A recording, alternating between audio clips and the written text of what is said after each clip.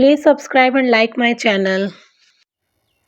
जब एक लोहे की कील को कॉपर सल्फेट के विलयन में डुबोया जाता है तो धीरे धीरे कॉपर सल्फेट के विलयन का रंग हल्का पड़ जाता है और लोहे की कील पर एक भूरे रंग की परत जम जाती है। ये उदाहरण है। किस चीज़ का उदाहरण है? विस्थापन और रेडॉक्स अभिक्रियाओं का उदाहरण है। ठीक है, किस चीज़ का उदाहरण है? विस्थापन और रेडॉक्स अभिक्रियाओं का। विस्थापन वाला अभिक्रिया आपको पता है क्या होती है कि विस्थापन अभिक्रिया के अंतर्गत जब किसी जिसका जो केमिकल रिएक्शन जो होती है वो करने की सक्रियता ज़्यादा होती है, वो अपने से कम सक्रिय जो पदार्थ होते हैं उनको क्या कर देती है? विस्थापित कर देती है। और इसलिए क्या होता है कि कॉपर सल्फेट के विलयन में जब लोहे की कील को डुबाया जाता है तो धीरे धीरे कॉपर सल्फेट के विलयन का रंग हल्का पड़ जाता है, क्योंकि जो लोहा होता है वो क्या हो जाता है? वो अधिक सक्रिय होता है, इसलिए वो कॉपर को क्या कर देता है? विस्थापित कर देता है। अधातु ऑक्साइड क्या होते हैं? तो देखिए, अधातु ऑक्साइड जो होते हैं वो प्रकृति में अम्लीय होते हैं। ठीक है, ये जो अधातु का ऑक्साइड बनता है वो क्या होता है? वो प्रकृति में जो होता है वो अम्लीय प्रवृत्ति का होता है। ये सारे क्वेश्चन देखिए पहले सीटेट में पूछे जा चुके हैं और ये जो प्रीवियस क्वेश्चंस होते हैं उनके बार बार आने की संभावनाएं बढ़ी जाती है। ठीक है, खाद्य पदार्थों के डिब्बों की आंतरिक सतह टिन से पुती होती है, ना कि जस्ते से, क्योंकि जस्ता टिन से अधिक क्या होता है? क्रियाशील होता है। जैसे कि आपने अभी ऊपर पढ़ा है। ठीक है, तो वो क्या होती है? वो अधिक क्रियाशील धातु है और इस वजह से वो उसको उसकी जगह पे किससे? टिन से पुती होती है। ठीक है, एक आदमी सुनार बनकर घर घर जाता है और लोगों के पुराने स्वर्ण आभूषणों की चमक फिर से लौटाने का वचन देता है। उस पर विश्वास करके एक महिला अपनी सोने की चूड़ियाँ उसे दे देती है, जिन्हें वह एक घोल में डालता है। चूड़ियाँ तो चमक जाती है पर उनका भार काफ़ी कम हो जाता है। इस धोखेबाज द्वारा प्रयोग किया गया का जो घोल है वो क्या होता है? तो ये है सांद्र HCl और सांद्र HNO3 का मिश्रण। ठीक है, और इसके ये जो है वो क्या मिश्रण होता है? ये होता है अम्ल राज। ठीक है, इसको हम अम्लराज के नाम से भी जानते हैं। यदि किसी द्रव पर दाब बढ़ता है तो उसका क्वथनांक बढ़ता है। ठीक है, जब आप किसी द्रव के ऊपर प्रेशर बढ़ाएंगे तो वो क्या होगा? वो जल्दी से उसका जो क्वथनांक होगा वो बढ़ने लगेगा। ठीक है, निम्नलिखित में से कौन से मिश्र धातु में घटक के रूप में अधातु होती है स्टील। इस निम्नलिखित में से कौन से मिश्र धातु में घटक के रूप में अधातु होती है? तो वो होता है स्टील। फास्फोरस को पानी में रखा जाता है ऑक्सीजन से इसके संपर्क को रोकने के लिए, क्योंकि आपको पता है फास्फोरस को अगर वायु से संपर्क में कर देंगे तो वो खुद से जलने लगता है। धात्विक ऑक्साइड किस प्रकृति के होते हैं? तो धात्विक ऑक्साइड क्षारीय प्रकृति के होते हैं और अधात्विक जो ऑक्साइड होते हैं वो अम्लीय प्रकृति के होते हैं। ठीक है, तो यहाँ से ध्यान रखेंगे कि जो धातु के ऑक्साइड होते हैं वो क्षारीय होते हैं और जो धातु के ऑक्साइड होते हैं वो अम्लीय होते हैं। निम्नलिखित में से 3 धातुओं के ऐसे समूह को चुनिए जो मुक्त अवस्था में पाई जाती है। तो सिल्वर, गोल्ड, प्लेटिनम। और ये क्वेश्चन जो है वो ना कि सिर्फ सीटेट में, ये आपका BPSC में भी क्वेश्चन पूछा गया हुआ है कि कौन सा जो ऐसी धातु है जो मुक्त अवस्था में पाई जाती है। ठीक है, निम्नलिखित अभिक्रियाओं में से उसे चुनिए जो संभव है।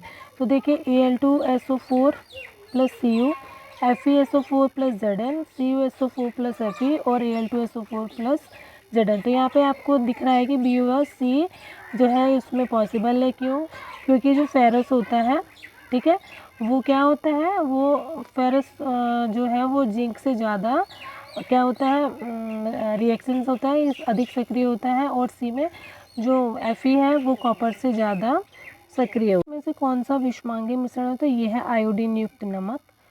जब हम सोडियम हाइड्रोक्साइड के ताज़ा बने जलीय विलयन में एल्यूमिनियम की पन्नी डालते हैं तो कोई गैस उत्पन्न होती है। नीचे दिए कथनों में से कौन सा कथन इस गैस के गुणों का सही वर्णन करता है? तो यहाँ है रंगहीन एवं गंधहीन गैस जो जलती माचिस की तीली नज़दीक लाने पर पॉप ध्वनि उत्पन्न करती है। और ये कौन सी ध्वनि होती है? ये होती है हाइड्रोजन गैस की। ठीक है, रंगीन एवं गंधहीन गैस होती है जो जलती माचिस की तीली नज़दीक लाने पर पॉप ध्वनि के साथ जलती है। तो ये आप लोग ध्यान रखेंगे। नेक्स्ट क्वेश्चन है, जब कोई कॉपर की प्लेट लंबे समय तक नम आयु में खुली रहती है तो इस पर एक हल्की परत जम जाती है। ये हल्का जो पदार्थ होता है वो क्या होता है? ये कॉपर कार्बोनेट और कॉपर हाइड्रोक्साइड का मिश्रण होता है। जब जल तरल से गैसीय में रूपांतरित होगा तब निम्नलिखित में से कौन सा एक बदलाव होगा? कणों की दूरी में बदलाव होगा। पता है आपको, जब जल तरल से गैसीय चरण में रूपांतरित होंगे तब निम्नलिखित में से कौन सा बदलाव होगा। क्योंकि क्या होता है, जब गैस बनने लगेगी तो उसमें क्या होगी, कणों की दूरियों में चेंजेस हो जाएगी। जब ठोस होते हैं तो उसमें कणों की जो दूरी होती है वो बहुत कम होती है, द्रव में उससे ज़्यादा और गैस में बहुत ही ज़्यादा।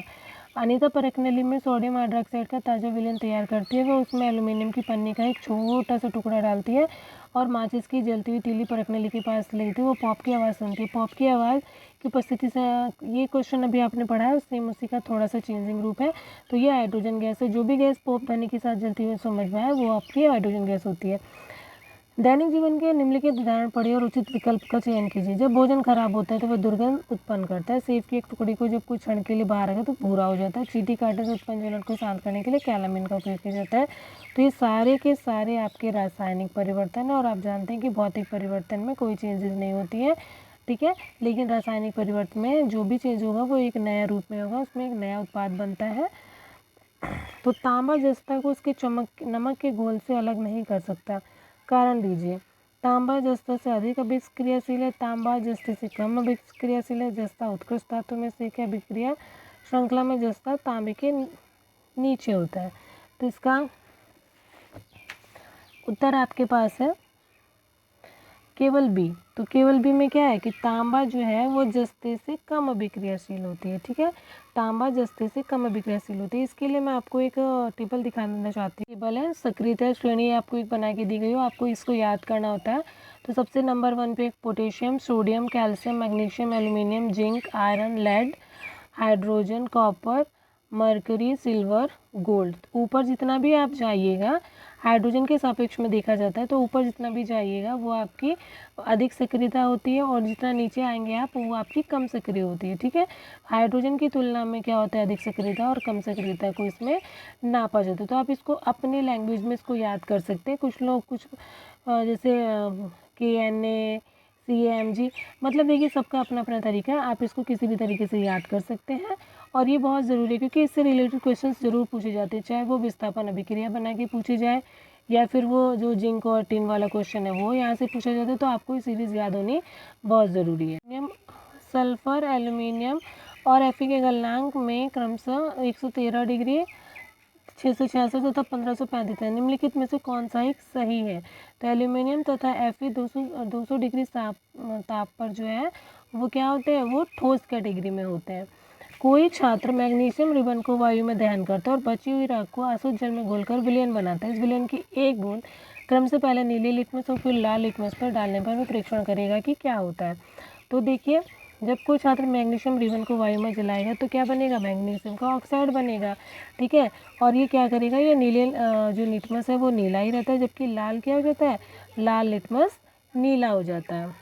लाल जो है, जो लाल लिटमस रहता है वो हो जाता है आपका नीला। तो इससे आपको क्या पता चलता है, इससे आपको पता चलता है कि ये क्या होता है, ये आपका कौन सी प्रवृत्ति हुई इसकी,